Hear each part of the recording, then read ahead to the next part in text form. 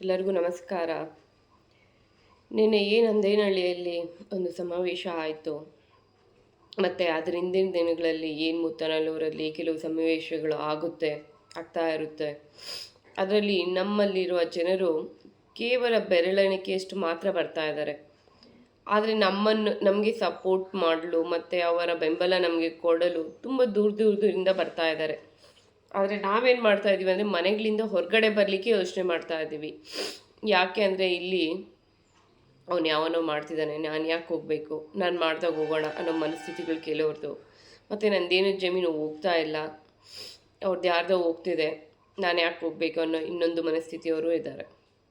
ಆದರೆ ನಾನು ಎಲ್ಲರಿಗೂ ಹೇಳೋದಿಷ್ಟೇ, ಇವತ್ತು ನಾವು ಏನು ಹೋರಾಡ್ತಾ ಇದ್ದೀವಿ ಅದು ಎಲ್ಲರಿಗೂ ಸೇರಿ. ಯಾರ್ದು ಜಮೀನು ಹೋಗಿದೆ, ಯಾರ್ದು ಜಮೀನು ಹೋಗಿಲ್ಲ, ಯಾರ್ದು ಜಮೀನು ಇದೆ, ಜಮೀನಿಲ್ಲ, ಎಲ್ಲರಿಗೋಸ್ಕರ ಇಲ್ಲಿ ನಾವು ಹೋರಾಟ ಮಾಡ್ತಿರೋದು. ಯಾಕೆ ಅಂದರೆ ಮುಂದೊಂದು ದಿನ ನಮ್ಮ ಹಳ್ಳಿಗಳು ಇರುತ್ತೋ ಇರೋದಿಲ್ಲ ಅನ್ನೋದು ಸಹ ನಮಗೆ ಗೊತ್ತಿಲ್ಲ. ಅದಕ್ಕೆ ನಾನು ಹೇಳಲಿಕ್ಕೆ ಇಷ್ಟಪಡೋದು, ದಯವಿಟ್ಟು ನಿಮ್ಮಲ್ಲಿರುವ ಮನಸ್ತಾಪಗಳು ಮತ್ತು ಯಾರ ಮೇಲಿರೋ ದ್ವೇಷಗಳನ್ನೆಲ್ಲ ಬಿಟ್ಟು ಹೊರಗಡೆ ಬನ್ನಿ.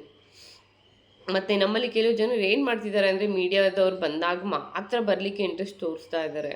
ಆದರೆ ಆವಾಗ ಬರಬೇಕು ಅಂತ ಮನಸ್ಥಿತಿ ಇರೋರಿಗೆ ಬೇರೆ ದಿನಗಳಲ್ಲಿ ಬಂದು ಹೋಗೋ ಮನಸ್ಥಿತಿ ಯಾಕೆ ಇರ್ತಿಲ್ಲ ಅಂತ ಅರ್ಥ ಆಗ್ತಿಲ್ಲ. ದಯವಿಟ್ಟು ನಾವು ಹೋರಾಡ್ತಿರೋದು ನಮಗೋಸ್ಕರ, ನಾವು ಯಾರಿಗೂ ತೋರ್ಪಡಿಕೆ ಮಾಡ್ಲಿಕ್ಕೆ ನಾವು ಹೋರಾಡ್ತಾ ಇಲ್ಲ ಅಂತ ನನ್ನ ಅಭಿಪ್ರಾಯ. ಆದರೆ ಆದಷ್ಟು ಜನ ಬಂದು ಹೋರಾಡೋಣ.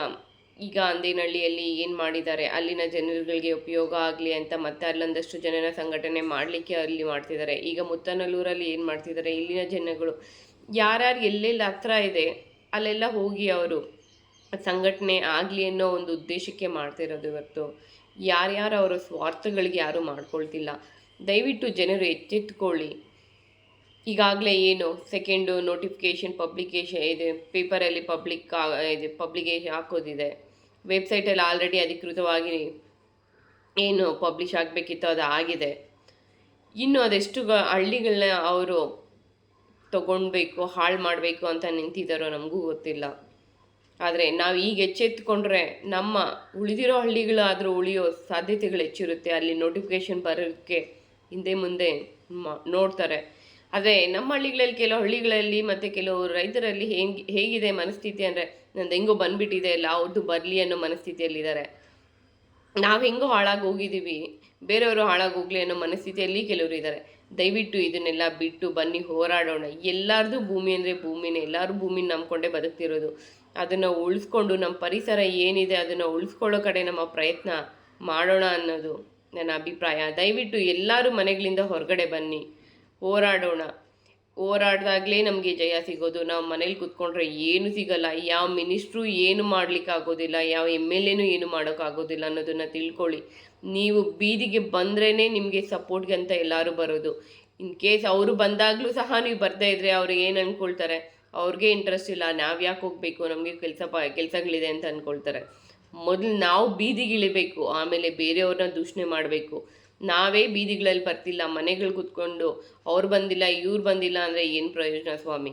ಫಸ್ಟು ಹೊರಗಡೆ ಬನ್ನಿ, ಹೋರಾಡೋಣ. ಯಾರೆಲ್ಲ ನಿಂತಿದ್ದಾರೆ, ನಮ್ಮಲ್ಲಿ ಕೆಲವು ಜನರಿಗೆ ಜಮೀನೇ ಇಲ್ಲ ಪಾಪ, ಅಂಥವ್ರು ಎಷ್ಟೋ ಜನ ನಮ್ಮ ಜೊತೆಗೆ ನಿಂತಿದ್ದಾರೆ. ನಾವು ಜಮೀನುಗಳು ಇಟ್ಕೊಂಡು ಮನೇಲಿ ಏನು ಮಾಡ್ತಾ ಇದ್ದೀವಿ?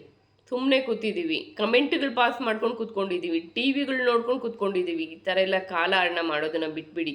ದಯವಿಟ್ಟು ಹೋರಾಟಕ್ಕೆ ಬನ್ನಿ, ಹೋರಾಡೋಣ. ನಮ್ಮ ಭೂಮಿಗಳೇನಿದೆ ನಾವು ಗೆಲ್ಕೊಳ್ಳೋದ್ರ ಜೊತೆಗೆ ನಮ್ಮ ಪರಿಸರ ಮತ್ತು ನಮ್ಮ ಊರುಗಳೇನಿದೆ ಅದನ್ನು ಉಳಿಸ್ಕೊಳ್ಳೋದಕ್ಕೆ ಪ್ರಯತ್ನ ಪಡೋಣ ಅಂತ ಹೇಳಿಕ್ಕೆ ಇಷ್ಟಪಡ್ತೀನಿ. ದಯವಿಟ್ಟು ಆದಷ್ಟು ಸಂಖ್ಯೆಯಲ್ಲಿ ಬಂದು ಭಾಗವಹಿಸಿ ಅಂತ ನಾನು ನಿಮ್ಮಲ್ಲಿ ಕೇಳ್ಕೊಳ್ತಾ ಇದ್ದೀನಿ.